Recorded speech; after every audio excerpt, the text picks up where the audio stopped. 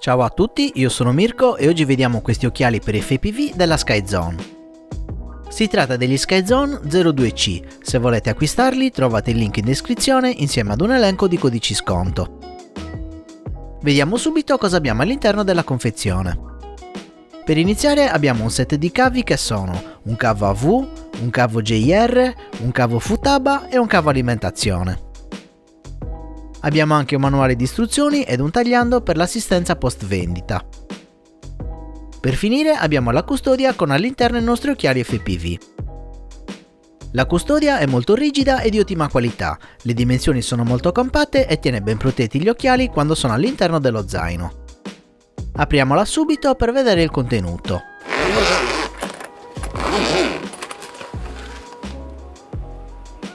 Al suo interno troviamo la gomma a piuma per il volto, un velcro per fissarla agli occhiali, due antenne lineari e i nostri SkyZone 02C. Per prima cosa mettiamo subito il velcro biadesivo e applichiamo la gomma a piuma sugli occhiali.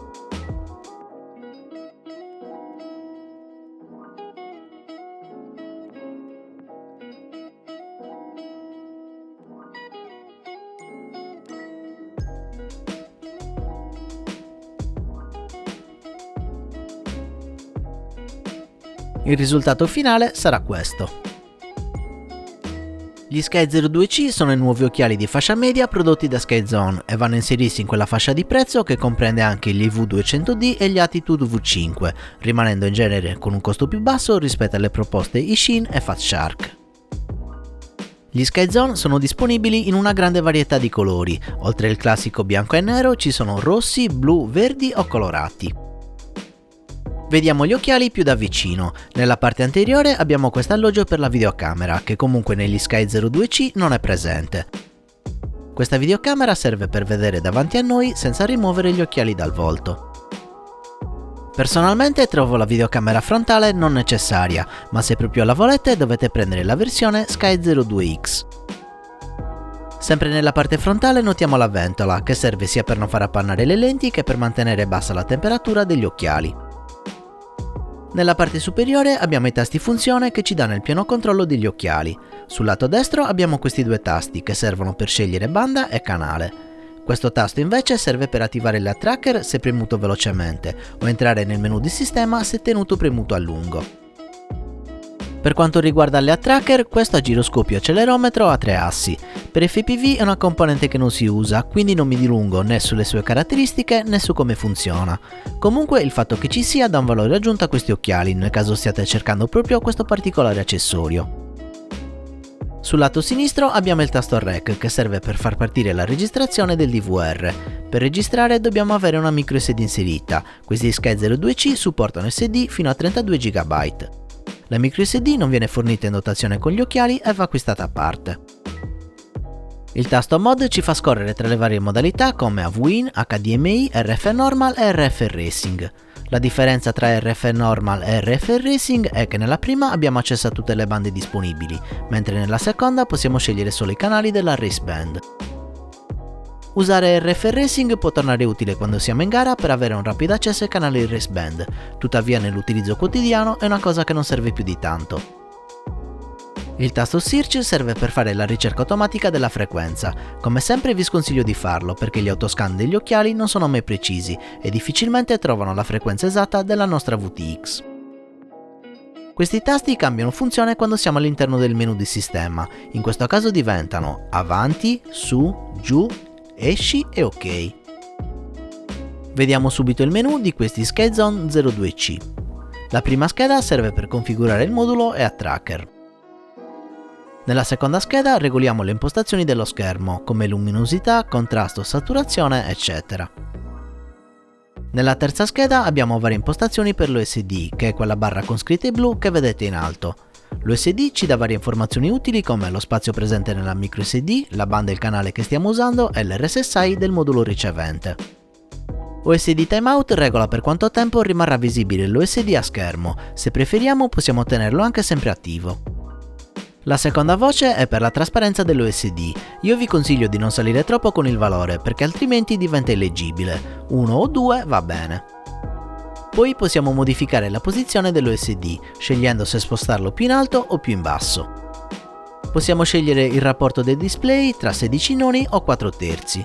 Possiamo scegliere se avviare l'autoregistrazione del DVR non appena accendiamo gli occhiali e per finire possiamo scegliere se includere l'audio nei filmati DVR che registriamo. Nell'ultima scheda possiamo specificare a quante celle stiamo alimentando gli occhiali. Questo ritorna utile per visualizzare la carica esatta della batteria sull'USD ed impostare correttamente gli allarmi di batteria scarica. Le batterie supportate da questi occhiali sono da 2 a 6 celle. Per finire possiamo scegliere la velocità della ventola, formattare la microSD, riportare tutte le impostazioni allo stato di fabbrica e vedere la versione di sistema dei nostri SkyZone. Complessivamente il menu di questi occhiali è ben strutturato e molto completo. Abbiamo varie opzioni interessanti per rendere questi occhiali adatti alle nostre esigenze.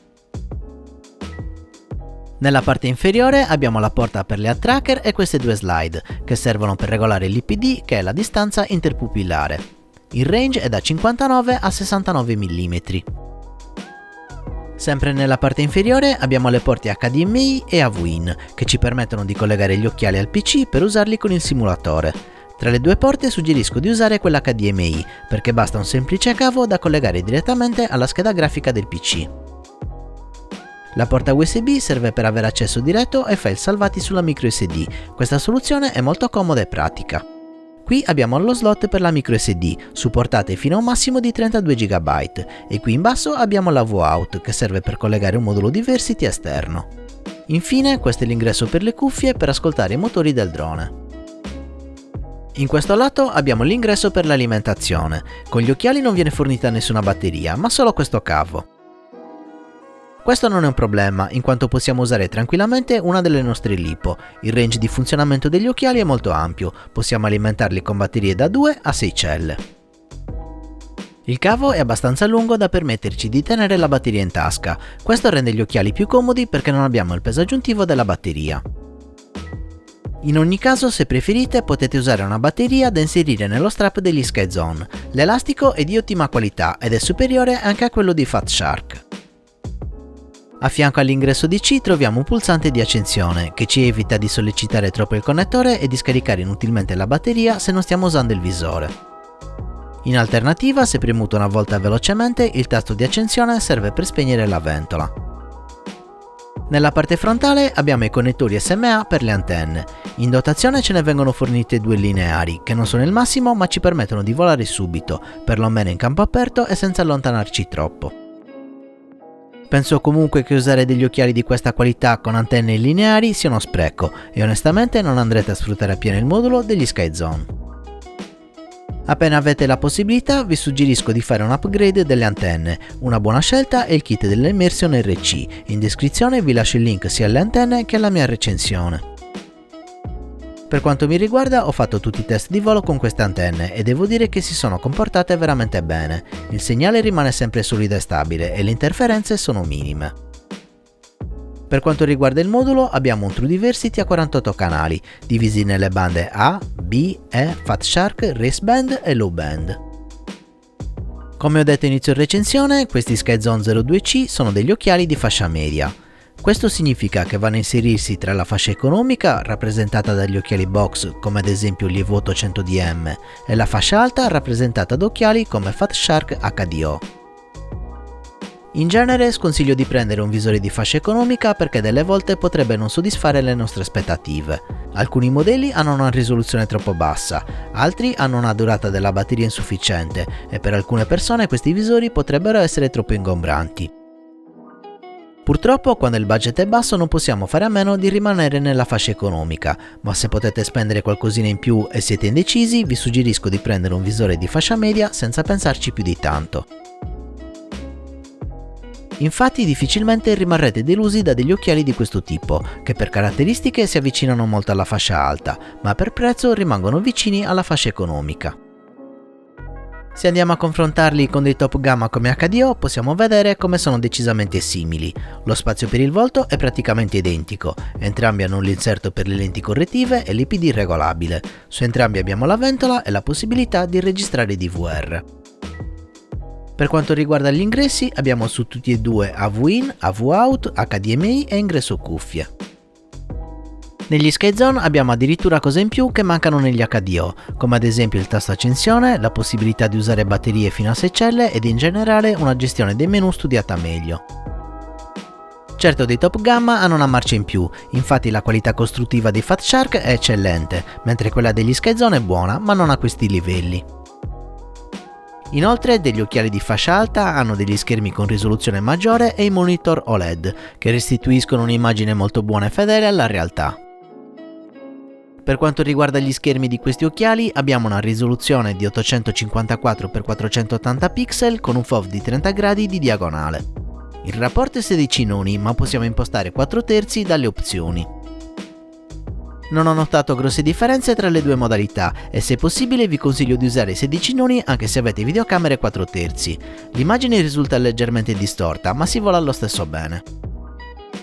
Se preferite potete impostare i 4/3 direttamente dagli occhiali, in questo caso si creano delle bande nere laterali che non sono fastidiose e non si notano più di tanto.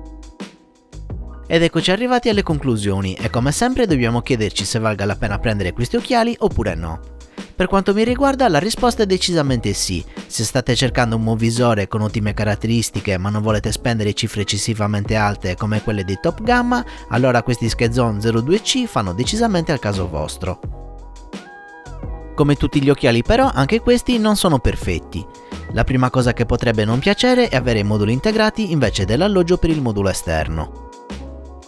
A mio parere questo non è un vero problema, in quanto il diversity integrato degli Sky 02C non ha nulla da invidiare ai vari Furious, Achilles e altri che solitamente montiamo sui Fat Shark. A livello ricezione, il modulo integrato degli SkyZone si comporta come questi, garantendo una ricezione in linea a quella della concorrenza. Quello nel quale secondo me peccano questi occhiali non è tanto la qualità della ricezione del modulo integrato quanto la sua mancanza di funzionalità aggiuntive. Infatti non possiamo aggiungere dei canali preferiti e manca il model finder, caratteristiche non fondamentali ma che delle volte fa comodo avere. Un'altra cosa che potrebbe far storcere il naso è la dimensione degli schermi, che hanno un FOV di 30 gradi di diagonale. Apparentemente questa potrebbe sembrare una dimensione decisamente piccola, soprattutto se confrontata ai 37 gradi degli HDO o ai 42 gradi degli HD3. In realtà questi occhiali si usano tranquillamente senza grossi problemi. Gli schermi, pur rimanendo più piccoli di quelli di Top Gamma, hanno una buona qualità e risoluzione e si riesce a volare tranquillamente anche in spazi ristretti. Personalmente, passando dagli HDO a questi SkyZone non ho avuto troppe difficoltà e la vista si è abituata subito in quanto non ho trovato gli schermi eccessivamente piccoli. Per alcuni la priorità potrebbe essere avere degli schermi molto grandi rinunciando magari alla qualità costruttiva. In questo caso un'alternativa potrebbero essere gli EV200, ma in linea di massima io vi consiglio gli SkyZone. Questa era la mia recensione degli SkyZone 02C. Se vi è piaciuto il video lasciatemi un mi piace, iscrivetevi al canale e attivate la campanella per non perdere i prossimi video. Se volete supportarmi vi ricordo di acquistare questo o altri prodotti attraverso i miei link, trovate l'elenco in descrizione. Potete supportarmi anche su Patreon cliccando il link a fine video.